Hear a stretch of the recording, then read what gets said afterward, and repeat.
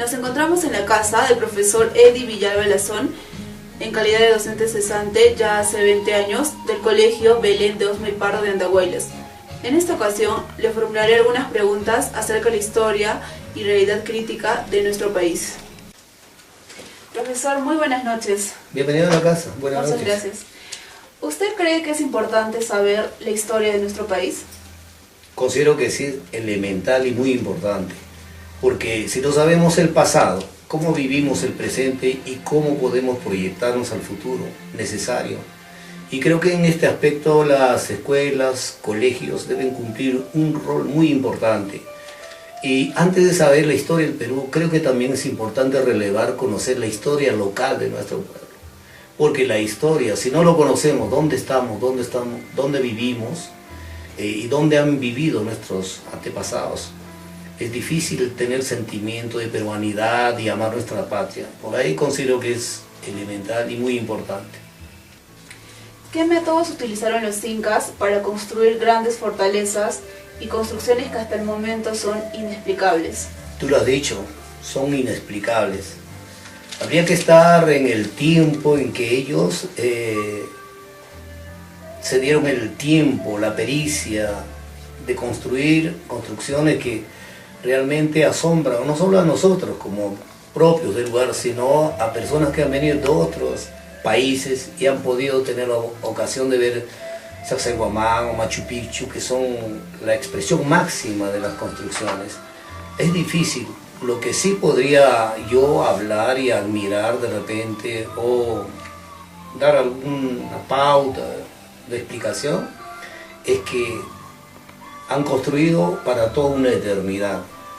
Han tenido técnicas que realmente asombran a los propios extraños y bueno, nos queda solamente como testimonio. Si hubiésemos tenido la oportunidad de que los historiadores nos den hasta ahora, creo que está todavía en investigación, la forma, cómo y qué técnica han utilizado, podría responderte. Sinceramente es algo admirable y creo que los peruanos debemos sentirnos gratamente complacidos de haber tenido una cultura tan grande que ha logrado megaconstrucciones eternas que a través de más de 500 años, desde que llegaron los conquistadores, todavía existe, ¿no?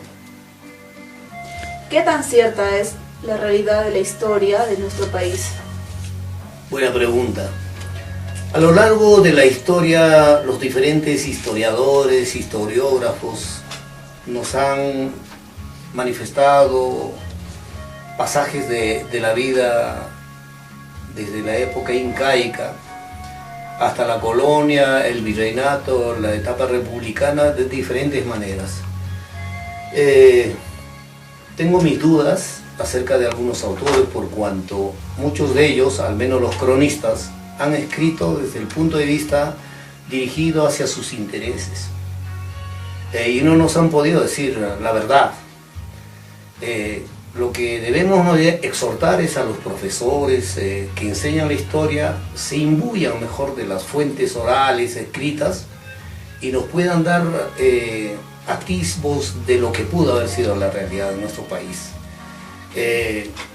Realmente hay muchos autores que manifiestan, por ejemplo, que Alfonso Ugarte nunca se lanzó el morro de Arica, y eso nosotros lo hemos aprendido desde jóvenes en una etapa estudiantil, que eso es así, pero después han revelado de que es imposible que eso pueda ocurrir. Yo también he tenido oportunidad de estar en Tacna y ver un caballo no puede caer de esa altura al mar.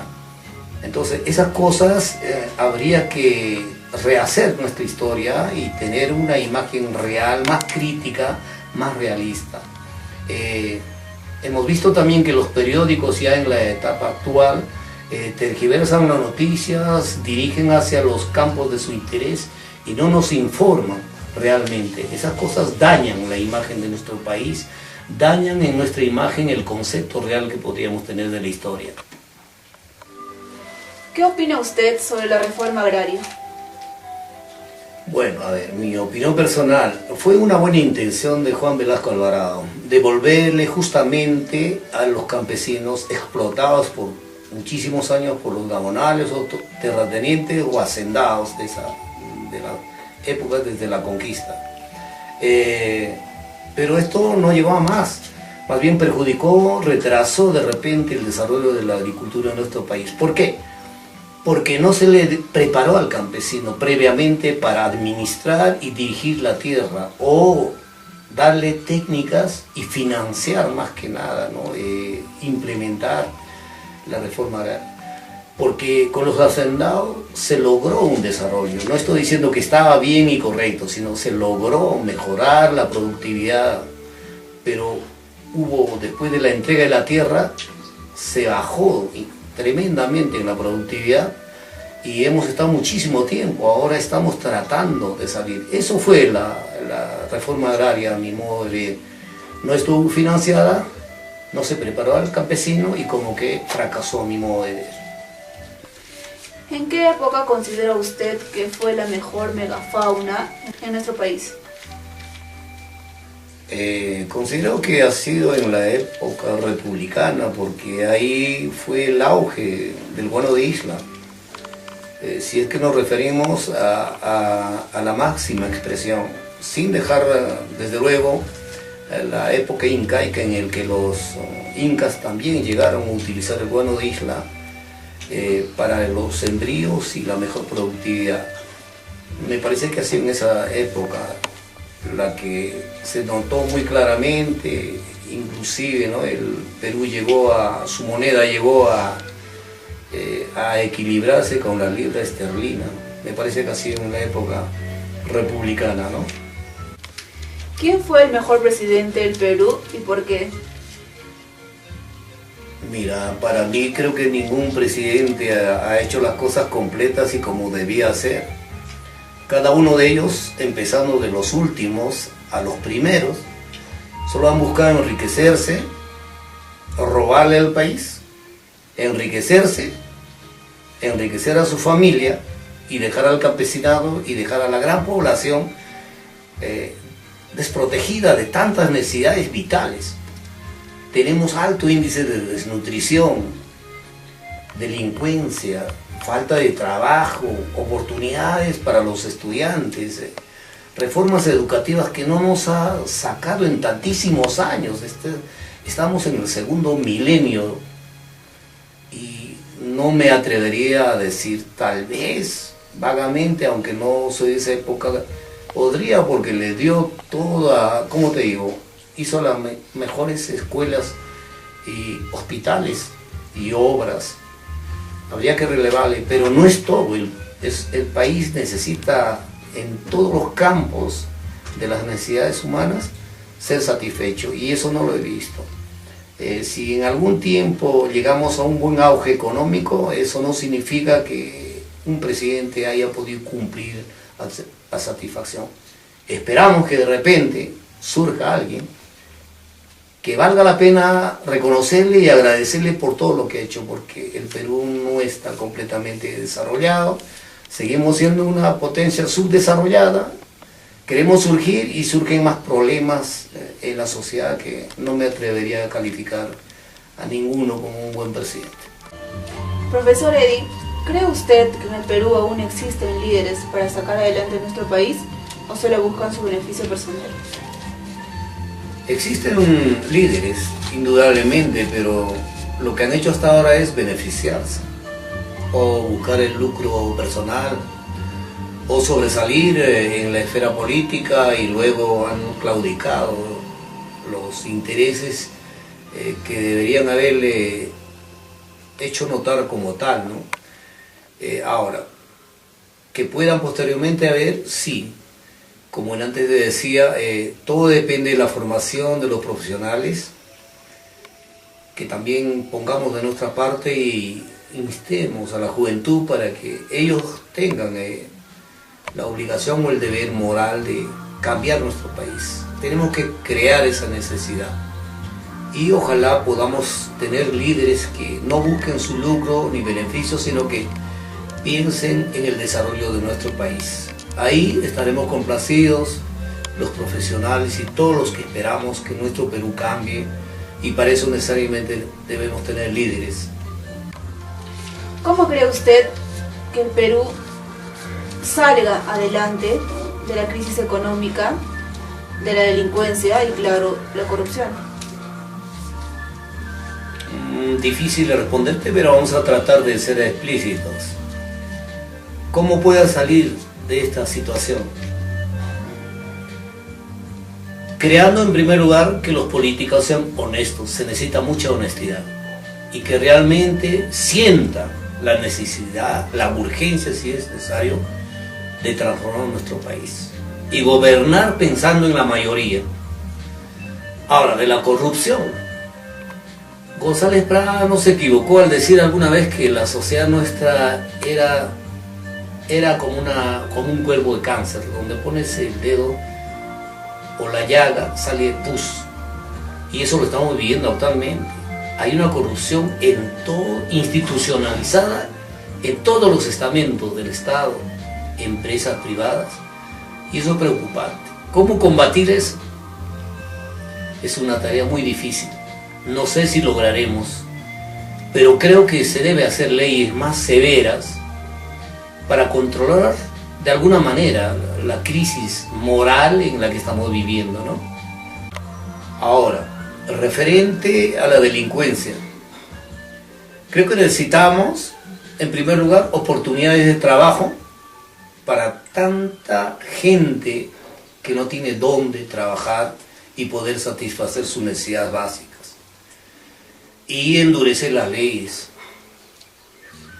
Los grandes, si vamos a la parte histórica de nuestro país, en el Imperio Incaico existía 3 palabras que gobernaban todo un imperio y fue grande: Amayuya, Amajeya, Amasúa.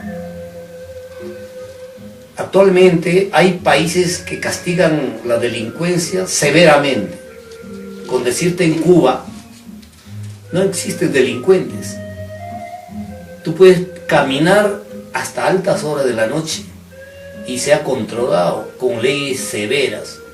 Creo que las leyes peruanas son muy benévolas y ahí tiene que estar el Poder Judicial atento a querer cambiar las leyes, persuadir a los ciudadanos y aplicar sanciones muy severas. De lo contrario, estamos viendo cómo cada día la delincuencia se enfrenta al chantaje, a las leyes, se burla precisamente porque es muy benévola. Ojalá que esta tarea podamos superar. Esperamos de este nuevo presidente que en algo pueda superar este problema social y podamos tener un país más libre de delincuencia, que hayan oportunidades de trabajo. Ojalá tengamos al menos esa esperanza. Yo en realidad agradezco la oportunidad que ustedes me han dado para dar no tanto experiencias bibliográficas, sino cosas que yo he vivido y considero que debe ser tema de reflexión. No, profesor Villalba, muchas gracias a usted por la entrevista que me ha brindado. Realmente he aprendido bastante de su opinión y muchas gracias de verdad por haberme ofrecido tan buena entrevista. Muchas gracias. No, al contrario, agradecido por la visita que han hecho a mi casa y exhortarle a todos los estudiantes que sentamos el Perú como lo nuestro, no lo sentamos muy distante y sentamos la necesidad de cambiar. Eso está en la mano de ustedes, los nuevos profesionales que vienen y que creo que van a aportar en la construcción de esta sociedad más justa que todos esperamos, y ojalá sea antes de que nosotros nos vayamos a la tumba, ¿no? Gracias una vez más la oportunidad que me brindan. Muy sabias palabras de usted, lo tomaremos en cuenta. Muchas gracias.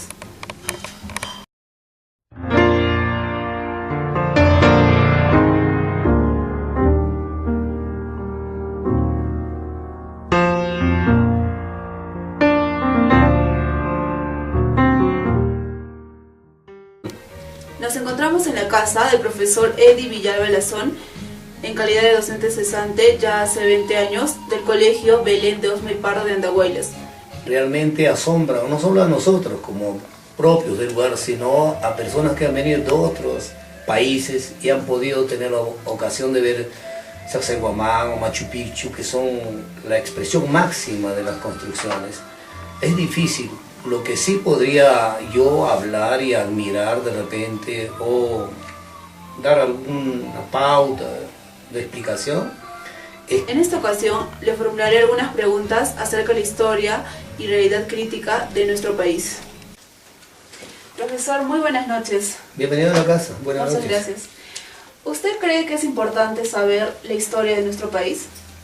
Considero que sí es elemental y muy importante, porque si no sabemos el pasado, cómo vivimos el presente y cómo podemos proyectarnos al futuro necesario, por ahí considero que es elemental y muy importante. ¿Qué métodos utilizaron los incas para construir grandes fortalezas y construcciones que hasta el momento son inexplicables? Tú lo has dicho, son inexplicables. Habría que estar en el tiempo en que ellos se dieron el tiempo, la pericia de construir construcciones y creo que en este aspecto las escuelas, colegios deben cumplir un rol muy importante. Y antes de saber la historia del Perú, creo que también es importante relevar, conocer la historia local de nuestro pueblo. Porque la historia, si no lo conocemos, dónde estamos, dónde vivimos y dónde han vivido nuestros antepasados, es difícil tener sentimiento de peruanidad y amar nuestra patria.